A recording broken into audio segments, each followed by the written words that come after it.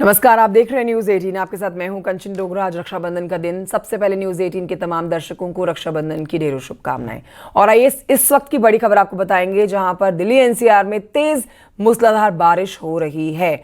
सुबह 5 बजे से लगातार मूसलाधार बारिश दिल्ली एनसीआर में हो रही है, जिसमें दिल्ली, नोएडा, गाजियाबाद, हरियाणा, फरीदाबाद और तमाम वो इलाके शामिल हैं जो दिल्ली से लगते हैं, राष्ट्रीय राजधानी से लगते हैं। इस बीच ये भी आपको बता देते हैं कि उमस भरी गर्मी से तो राहत मिली है, लेकिन अब भारी जल भराव की समस्या से दिल्ली एनसीआर वासियों को परेशान होना पड़ेगा।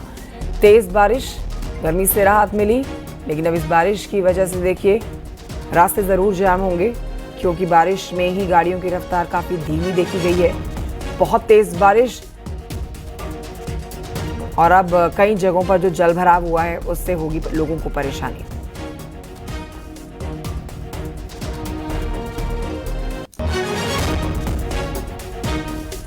इस समय भी तेज बारिश दिल्ली एनसीआर में हो रही है।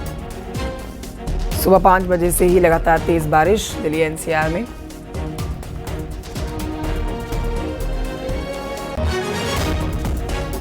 झमाझम बारिश में दिल्ली एनसीआर के लोगों को गर्मी से राहत मिली। आज रक्षाबंधन का त्योहार, ऐसे में दफ्तरों के में कहीं छुट्टी है, स्कूल आज बंद हैं, तो आप इस बात के लिए कह सकते हैं कि गनीमत है कि इस दिन जहां पर स्कूलों की बस नहीं उतरेंगी सड़कों पर और वाहनों की संख्या कम होगी, तो लोगों को परेशानी कम होगी और ट्रैफिक जाम की समस्या से भी नहीं जूझना पड़ेगा। तेज बारिश में जल भराव की वजह से जाम लगता है, लेकिन आज रक्षाबंधन के दिन, छुट्टी का दिन, ऐसे में तेज बारिश में जो जल भराव हुआ है उससे कई लोग बचेंगे। पर आपको बता देते हैं कि रक्षाबंधन के दिन सड़कों पर लंबा जाम लगता है। जल भराव की स्थिति से भी आज परेशान होना पड़ सकता है दिल्ली एनसीआर वासियों को।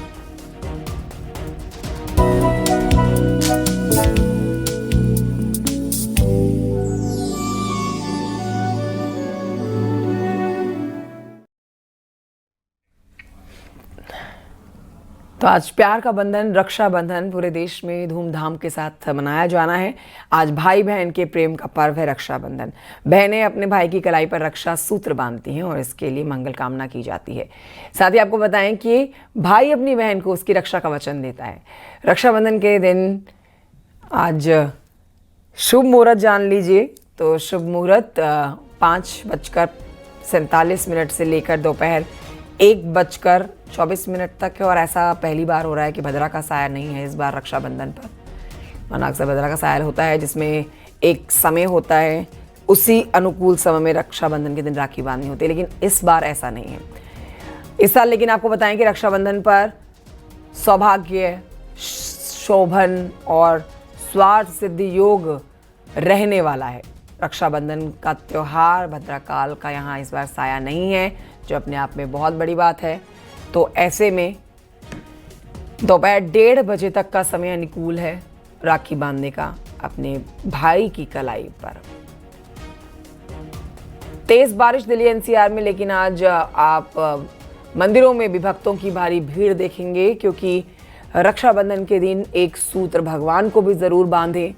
जिसने इस संसार को रचा है उसको जरूर एक सूत्र बांधे, एक राखी समर्पित करें, जिससे रक्षा का बंधन भगवान के साथ भी मनाया जाए। देखिए तस्वीरें आपके सामने हैं।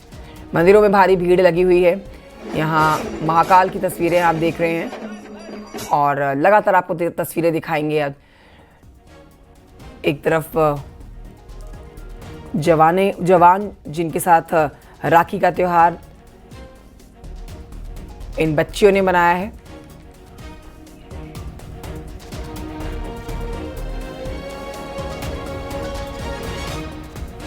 तो देश के जवानों के साथ देखिए इन महिलाओं ने और छोटी छोटी बच्चियों ने रक्षाबंधन का त्योहार बनाया है। बहरहाल आपको बता देते हैं आज बहुत ही सुंदर दिन, रक्षाबंधन का दिन। और आपने ये भी जान लिया है कि आज का शुभ मुहूर्त कितने बजे तक का रहने वाला है। अलग अलग तस्वीरें आप तक पहुंच जाएंगे पूरे देश से आती हुई। देश के जवानों ने जो रक्षाबंधन का त्यौहार मनाया, फिलहाल उसकी एक झलक देखिए। रक्षाबंधन का पर्व, रक्षा का बंधन, वो जवान जो सीमा पर 24 घंटे साल भर ड्यूटी करते हैं, उनके साथ रक्षाबंधन का त्यौहार मनाया गया।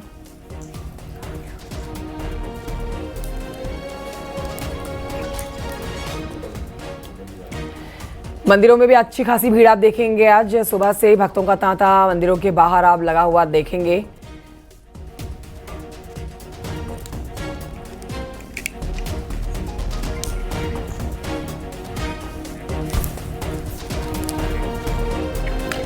तो रक्षाबंधन के मौके पर योगी सरकार की 3 दिन महिलाओं के लिए फ्री बस सेवा का एक बड़ा तोहफा आप कह सकते हैं उत्तर प्रदेश की महिलाओं के लिए है।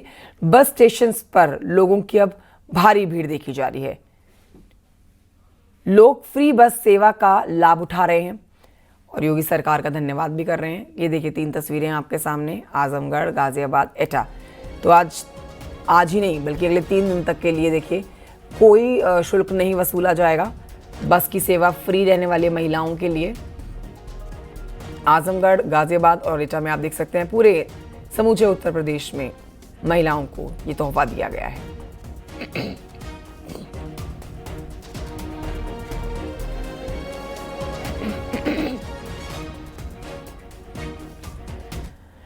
और आपको बताते हैं मुख्यमंत्री योगी आदित्यनाथ ने भी रक्षाबंधन की बधाई दी है। मुख्यमंत्री योगी आदित्यनाथ ने सोशल मीडिया प्लेटफॉर्म एक्स पर एक पोस्ट किया और कहा कि स्नेह की पवित्र गांठ, विश्वास की मौन प्रतिज्ञा, भाई बहन के अटूट प्रेम की जीवंत अभिव्यक्ति। रक्षाबंधन की प्रदेशवासियों को हार्दिक बधाई। रक्षा सूत्र की नन्ही डोर सिर्फ कलाई नहीं बांधती, आत्मा को जोड़ती है। ये हर युग में मर्यादा और आत्मीयता की अमर गाथा बुनती है।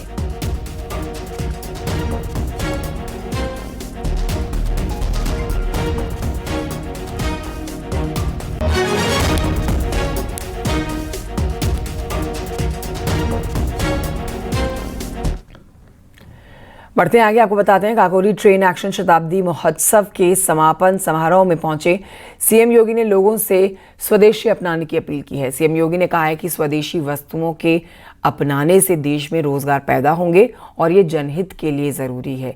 इस मौके पर सीएम योगी ने जोर देकर कहा कि भारत का पैसा भारत में ही लगना चाहिए। भारत का पैसा अगर विदेश जाएगा तो आतंकवाद के लिए इस्तेमाल होगा। रिपोर्ट देखिए।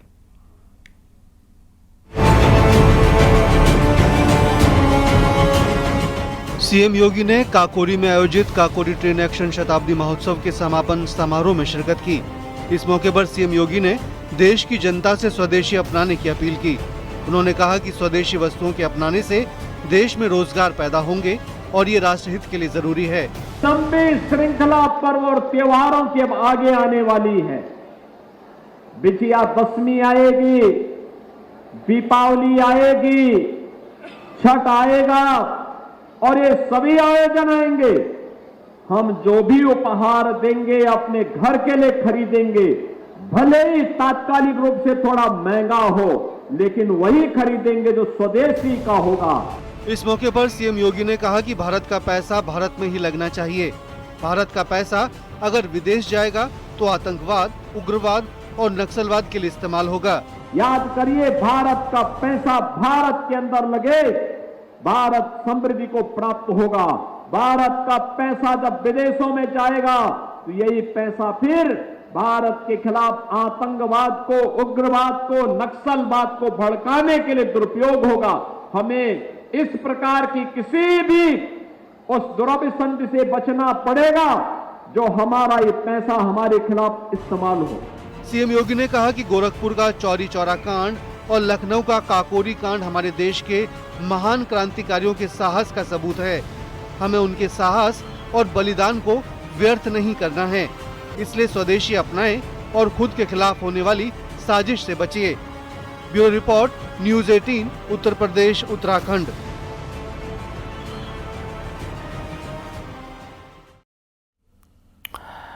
समाजवादी पार्टी के पीडीए पाठशाला को लेकर जहां अखिलेश यादव पर बीजेपी हमलावर है, तो वहीं मंत्री ओम प्रकाश राजभर ने भी एबीसीडी की नई वर्ड मीनिंग गढ़कर अखिलेश यादव पर निशाना साधा है।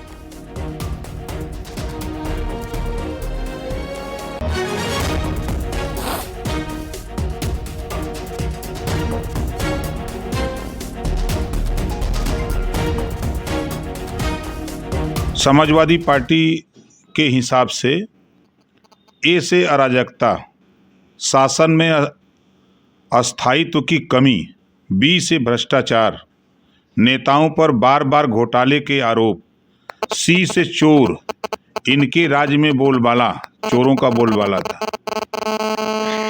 डी से दलाली, टिकट और पद के बदले सिफारिश की राजनीति, ई से ईर्ष्या, दूसरे दलों की उपस्थितियों को नीचा दिखाना, जी से गुंडागर्दी, कार्यकर्ताओं पर दबंगई के आरोप, एफ से फर्जीवाद, उपलब्धियों को बढ़ा चढ़ाकर पेश करना, एच से हेराफेरी, योजनाओं में वित्तीय गड़बड़ी, आई से इंफ्रास्ट्रक्चर की अनदेखी, विकास की बजाय वोट बैंक की राजनीति, जे से जातिवाद, नीतियों का झुकाव खास जातियों की ओर।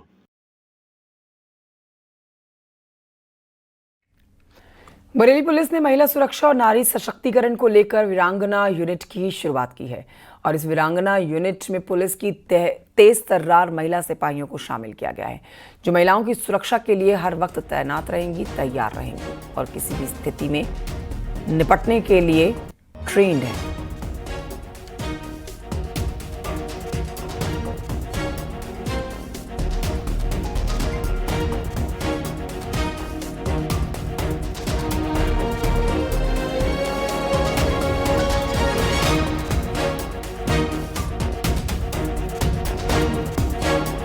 एसएसपी सर के निर्देशन में बरेली पुलिस की महिला एसओजी वीरांगना यूनिट का गठन किया गया है।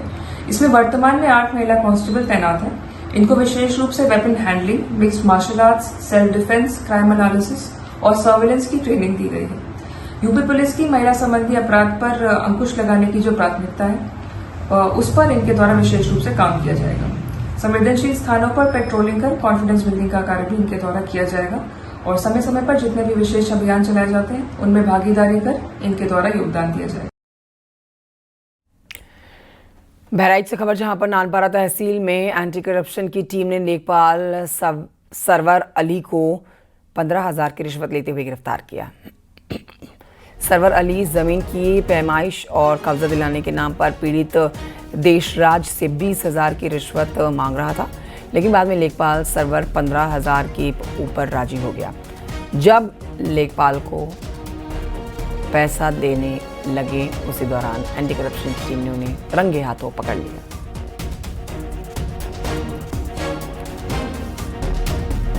एप्लीकेशन डाले, लेकिन लेखपाल ने कोई आज तक कोई हिंट नहीं लिया। थाना दिवस में डाले और तहसील दिवस में डाले, उसमें कोई इन्होंने ऑप्शन नहीं लिया। फिर हमने जाके एंटी करप्शन गोंडा में एप्लीकेशन डाले तो सर तभी इन्होंने फिर इनसे कहे बताएं तो इन्होंने 20,000 की मांग की, तो 15,000 रुपया हमसे काम के लिए मांगे, तो हमने आज 15,000 इनको दिए। खबर कानपुर से है, जहां पर चोरी हुए या गुम हुए 105 मोबाइल फोन्स पुलिस ने बरामद कर लिए हैं और लोगों को लौटाए हैं। सर्विलांस की मदद से इन सभी मोबाइल फोन्स को बरामद किया, इनके मालिकों को सौंपा गया। चेहरे पर खुशी आ गई अपने मोबाइल वापस पाकर। विभिन्न तिथियों में इस प्रकार से गुम हुए लगभग टोटल 105 मोबाइल बरामद किए गए हैं और जिसकी कीमत 19,30,000 रुपये आकी गई है। इस प्रकार से एक बहुत बड़ी बरामदगी हमारी टीम ने की है और इसमें 21 महिलाएं भी शामिल हैं जिनके मोबाइल इस प्रकार से गुम हुए थे। तो आज के दिवस पर, रक्षाबंधन की पूर्व संध्या पर सभी महिलाओं को यहाँ बुलाया गया है और उनके मोबाइल इनको सुपुर्द किए जा रहे हैं। उत्तर बहराइच में शहर के पास रुपईडीहा बाराबंकी हाईवे पर लूटपाट हुई है और लूटपाट करने वाले 3 बदमाश गिरफ्तार भी कर लिए गए हैं। झपटा मारकर महिलाओं के पर्स लूटा करते थे बदमाश। पुलिस ने जब इनके साथ कड़ाई से पूछताछ करी तो तीनों आरोपियों ने लूट की 2 घटनाओं की बात कबूल की। पुलिस ने इनके पास से दोनों घटनाओं में लूटे हुए पैसे और मोबाइल फोन बरामद कर लिए। हाथ में 5 अगस्त को दिन में एक महिला ई रिक्शे से जा रही थी। उसी समय एक मोटरसाइकिल पर सवार 3 अज्ञात युवकों द्वारा उनका पर्स झपट्टा मार करके छीन लिया गया था, जिसमें उनका मोबाइल था, 5,000 रुपये थे और कुछ बैंक से संबंधित कागजात थे। उक्त घटना के अनावरण के लिए टीमें लगी हुई थी क्राइम ब्रांच की और थाना कोतवाली देहात की। चौकी प्रभारी तिकोनी बाग अजय सिंह द्वारा इनको और उनकी टीम द्वारा इनको आज पकड़ा गया है। जब चेकिंग कर रहे थे उस समय ये तीनों उसी मोटरसाइकिल से जो घटना में शामिल थी जा रहे थे, इन्हें पकड़ा गया है। उधर बलिया के चांदपुर में मंत्री दानिश अंसारी और जिलाधिकारी ने बाढ़ प्रभावित क्षेत्रों का जायजा लिया और बाढ़ प्रभावितों की समस्याएं सुनी। इस मौके पर 33 बाढ़ पीड़ित परिवारों को राहत सामग्री भी बांटी गई है।